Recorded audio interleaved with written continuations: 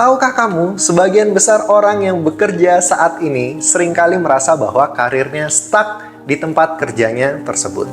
Bahkan tidak jarang juga sebagian besar orang dengan terpaksa mengambil pekerjaan-pekerjaan yang mungkin tidak sesuai dengan jurusannya saat kuliah dulu.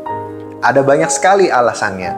Mungkin karena mereka terlalu lama menganggur, mungkin karena kurangnya kesempatan, hingga desakan dari faktor ekonomi. Memang realita di dalam dunia pekerjaan seringkali tidak seindah apa yang kita bayangkan. Memahami medan area dengan lebih cepat adalah faktor penentu utama bagaimana kita bisa untuk beradaptasi dengan lebih baik. Karena orang yang memiliki persiapan dengan matang saja belum tentu memiliki karir yang bagus, apalagi seandainya kamu tidak memiliki persiapan sama sekali. Karena itu, penting bagi kita untuk bisa memahami bagaimana caranya di dalam menentukan jalur karir yang tepat, apalagi kalau misalnya kalian masih muda nih. Melalui video ini saya akan sharing bagaimana cara untuk menentukan jalur karir yang tepat buat kamu. Dan kita akan membagi pokok bahasannya menjadi 6 bagian sebagai berikut ini. Chapter 1. Kenali diri kamu dengan lebih baik. Hal yang paling utama di dalam menentukan jalur karir yang tepat adalah mengenali diri kamu sendiri. Kamu harus mengidentifikasi dengan baik keahlian apa yang kamu miliki saat ini. Minat dan bakat apa yang menurut kamu paling unggul di dalam dirimu sekarang. Apakah itu olahraga? Apakah itu kesenian? Atau kamu suka dengan hal-hal yang berbau dengan teknologi, ilmu pengetahuan, kamu suka belajar, kamu suka mengajar, atau kamu lebih suka menciptakan sebuah hal yang baru dan bermanfaat buat banyak orang. Selain itu, kamu juga harus menemukan berbagai nilai-nilai dan prinsip-prinsip apa yang menjadi landasan hidup kamu sekarang. Tanyakan ini ke diri kamu sendiri. Apakah minat dan bakat yang saya pilih nantinya bisa untuk mencapai tujuan dari nilai-nilai dan prinsip-prinsip hidup yang saya pegang saat ini? Tanyakan ke dirimu sendiri. Karena bagi saya, pengenalan diri yang baik akan membentuk suatu pondasi yang kuat di dalam pemilihan karir.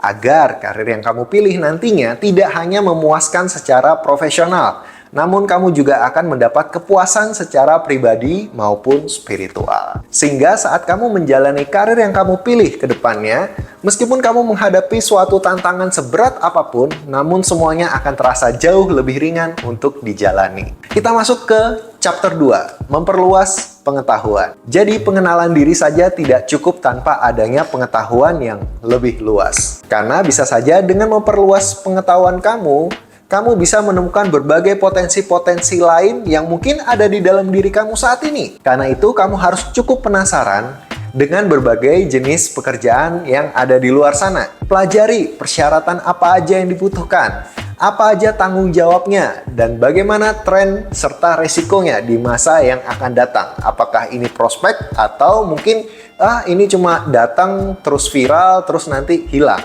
Nah, itu kalian harus lihat bagaimana trennya ke depan. Kemauan kamu untuk berpikir lebih luas akan membuka potensi-potensi dalam menemukan opsi-opsi karir yang baru yang mungkin saja belum kamu pernah pikirkan sebelumnya. Dan ini bisa menjadi peluang yang sangat bagus untuk kamu menemukan karir yang sesuai dengan potensi dan tujuan hidup kamu di masa yang akan datang. Jadi bisa aja mungkin hari ini kamu berpikir bahwa saya suka karir yang A. Tetapi ternyata setelah kamu memperluas wawasan, ternyata ada karir-karir lain yang membuat kamu merasa tertarik. Oh, ternyata mungkin ini lebih ke saya banget nih. Karena itu jangan berhenti untuk belajar dan selalu hauslah akan wawasan-wawasan yang baru. Kita masuk ke chapter 3, mengembangkan bakat dan keterampilan.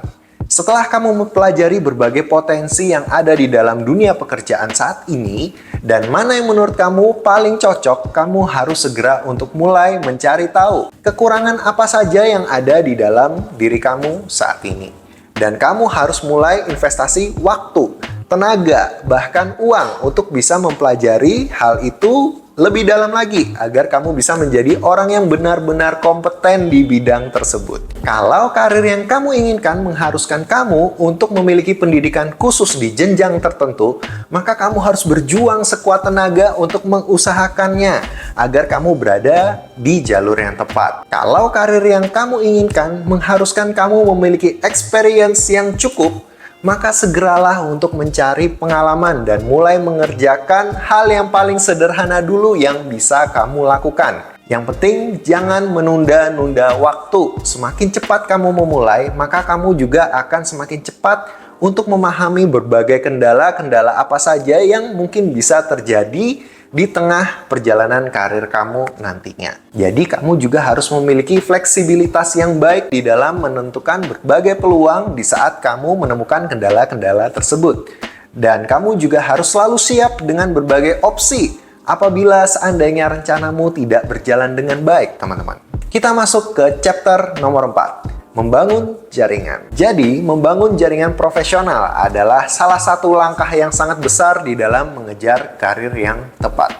Karena kesempatan kerja seringkali tidak hanya muncul dari sebuah usaha dan kerja keras, namun juga bisa muncul dari jaringan-jaringan profesional yang solid. Karena itu, kita harus memiliki fleksibilitas yang tinggi di dalam membangun sebuah relasi.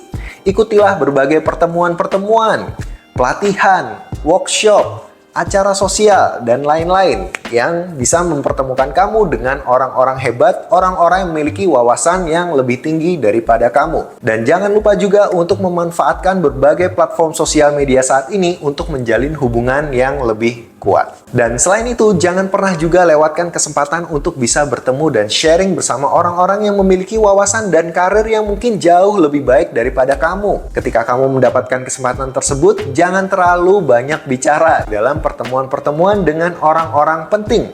Lebih banyaklah untuk bertanya dan mendengar dari pengalaman mereka, serta pelajari apa yang ada di dalam pikiran mereka saat ini.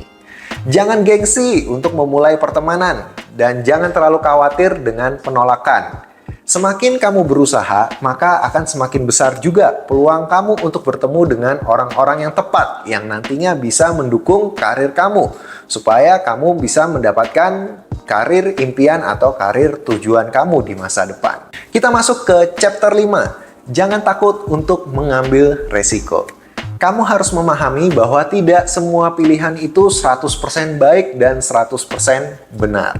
Pasti ada berbagai tantangan dan resiko dari setiap pilihan karir yang akan kamu ambil nantinya. Tetapi kamu harus memiliki mindset bahwa apapun juga yang kamu pilih sekarang adalah pilihan terbaik kamu saat ini. Dan apapun hal yang telah kamu pilih dulu, maka itu adalah pilihan terbaik kamu saat itu.